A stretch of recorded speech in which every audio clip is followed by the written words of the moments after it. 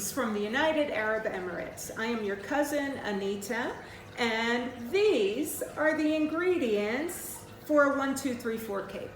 The exact recipe is a secret, but I will tell you that the quantities are 1 of this, 2 of that, and 3 or 4 of the other things.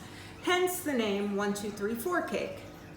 I am the youngest of 5 children, born to the union between Ruby Ann Allen Seay and Clifford Seay. In our house, it was normal to make our own clothes, bake cakes and pies and cookies from scratch. No one bakes a cake like your Aunt Ruby. That's no secret.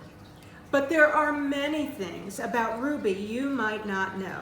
So today I will share with you 3 important lessons she taught her children. Lesson number 1, measure twice, cut once. I grew up in a house with 2 parents who were very handy, each in their own way. My dad built things, and my mom cooked and sewed clothes, and she taught us to do the same. These were not just hobbies. They were a way of life. And in everything, we learned the importance of being methodical, planning, selecting quality materials and ingredients, calculating, documenting, experimenting, and documenting all over again. It started with a simple 1, 2, 3, 4 cake, but to this day, it still applies to every aspect of my personal and professional life. No matter what you set out to do in this life, you've got to measure twice, 3 times, even 4 times, because the cut is permanent. Okay, lesson number 2, never stop learning. Long before the internet flooded our lives with information, my mother taught us not to wait for the flood, but to go out and make our own waves. She made sure we had the basics: dictionaries, encyclopedias, newspapers, library cards, and even pushed us to do something with that knowledge. We all know how important higher education was in the Allen-Goudelock family, so it's no surprise that my mom graduated high school at age 16 and earned her associate's degree at age 18. But when she walked across that stage in a cap and gown in her 50s, to receive her bachelor's degree, she showed us that it's never too late to learn.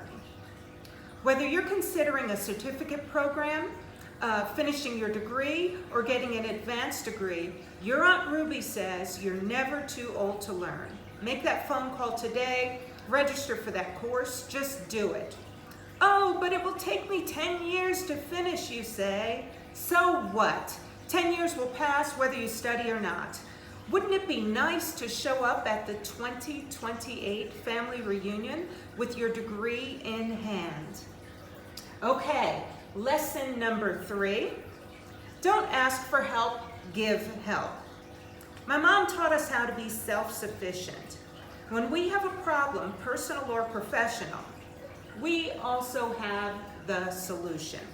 We need to believe that, family. Otherwise, the world will eat us alive. If God brings a challenge to you, don't fall apart. Fall to your knees and pray. Then get right back up again and get to work using whatever God has given you to overcome the problem. And you will. My mother taught me that I should never be so distracted by my own problems not to notice when someone else is in trouble. One of my mom's friends is in the habit of saying, I think about bringing a meal to a sick friend, but Ruby actually does it. That's my mom. She doesn't wait to be asked. She doesn't advertise it. She doesn't expect a reward. She just does it. So cousins, let us not turn a blind eye to the needs of a hurting world. Let us be like Ruby. See a need, meet a need. I'm so sorry I couldn't be there with you today, but it is my honor to honor my mother, your Aunt Ruby, from afar.